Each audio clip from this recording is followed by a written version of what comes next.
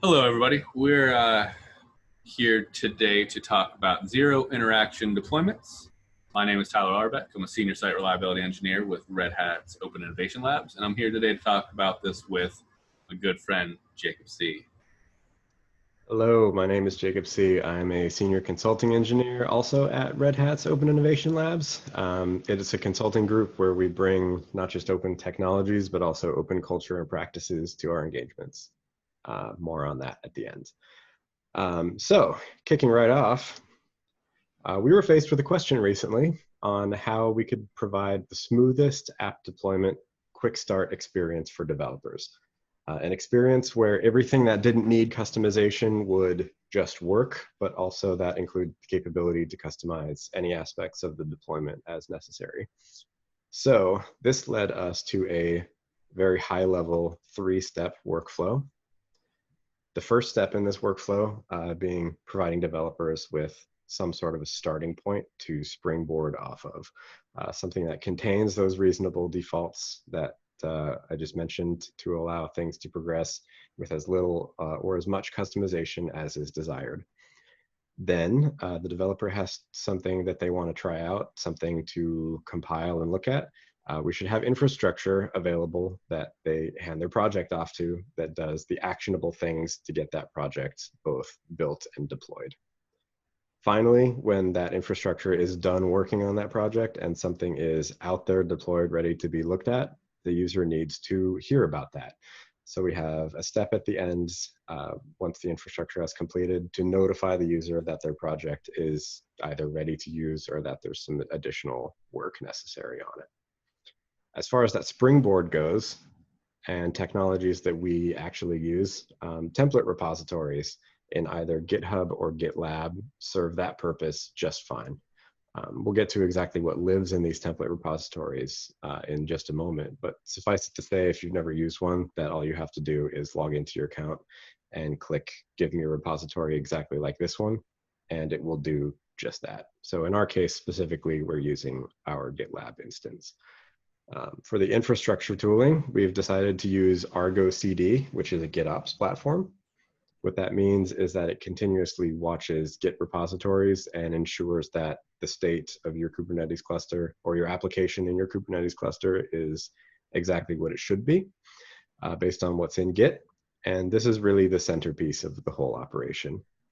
We did need to wrap that in a bit of extra logic, so we will show that here in a second as well.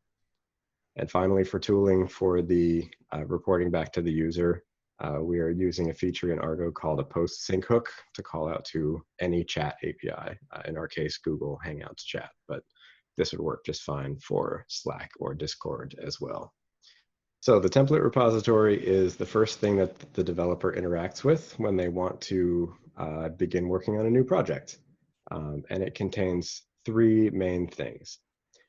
The first, in our case, is something to use to build the project into a container image. In that case, we're using Red Hat's source to image, but you could just as easily write a Docker file and do a normal Docker build if you would like to do that.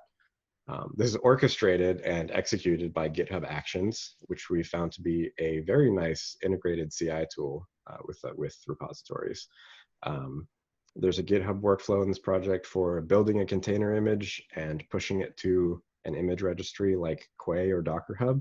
And then there's a second workflow in there for handling version releases of that app as well. So if you cut and tag a new release, that ends up being a tag on the image registry that you can point your deployments to forever. And finally, there's a Helm chart inside of that repository that knows how to deploy those images, that knows how to deploy this application to a Kubernetes cluster. This is the actual thing that Argo CD is looking for and operating on, and it depends on the GitHub workflow having built and deployed that image somewhere. I've included an example repository here. You can see at the bottom of the slide, Jacobs C/Python app quick start is an example of what one of these template repositories might look like for a Python app. So how does Argo use this? Argo CD is a great tool, but it has a big deficiency that we needed to resolve in order to get this to work, and that's that it needs to be told about new repositories that get created before it will watch them and act on them. It's not capable of watching an entire GitHub organization or GitLab group. So in our case, we had to create an integration called the GitLab Argo bridge to take care of this for us. It's very simple, so you could easily write your own script for handling this. But if you'd like to take a look at ours, you're going to want to head over to the Red Hat COP GitHub organization, tool integrations repository, and that's the GitLab Argo bridge. In a nutshell, this tool does the job of watching a GitLab group and notifying Argo that a new repository has been created every time it sees a new one. That way, Argo can continue to act on that as the repository gets updates and new builds of that image. Handing it off to Tyler to talk about how you can use this in your organization with the regulations that apply to you. Yeah, so one, having zero touch interactions is great. It's a great thing to want to achieve. The big breaker that I've always found when operating in these environments is that there's always someone who wants to say, no, I need the check mark because I need this policy, or there's some industry regulation that we need to adhere to, so someone needs to check off and sign off on that.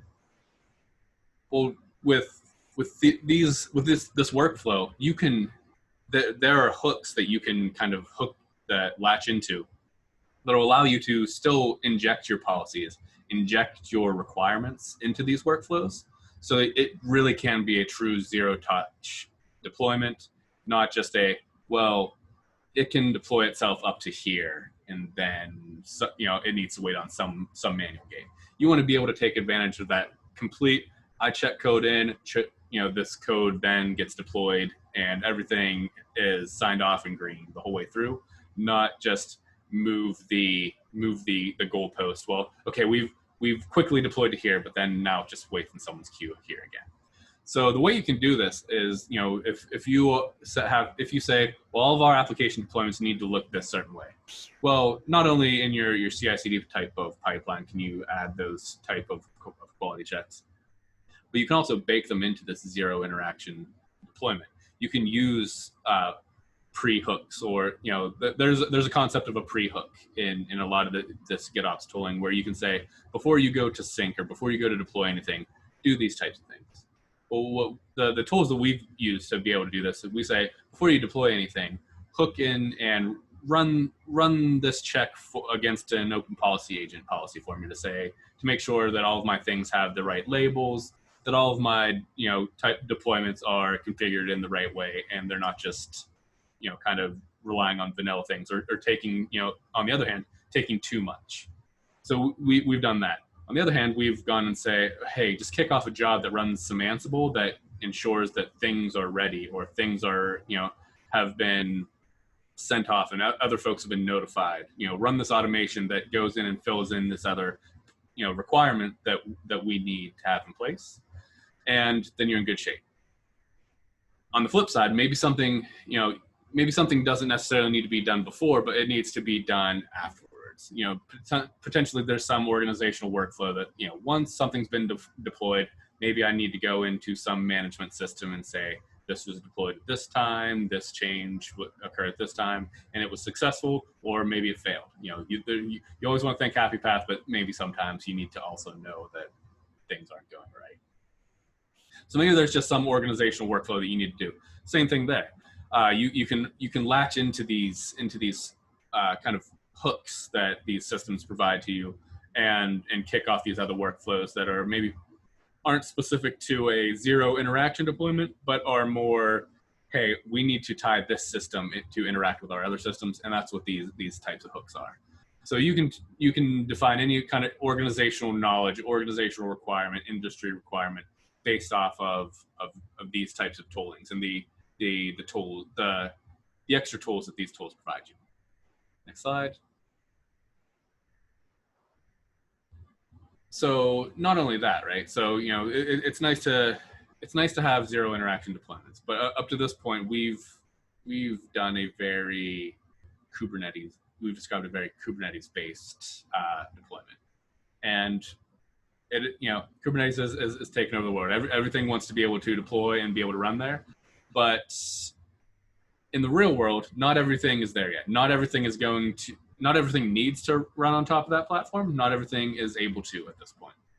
So what about our things that run out in our cloud environments? What about some of our serverless functions that don't necessarily need to run on top of Kubernetes?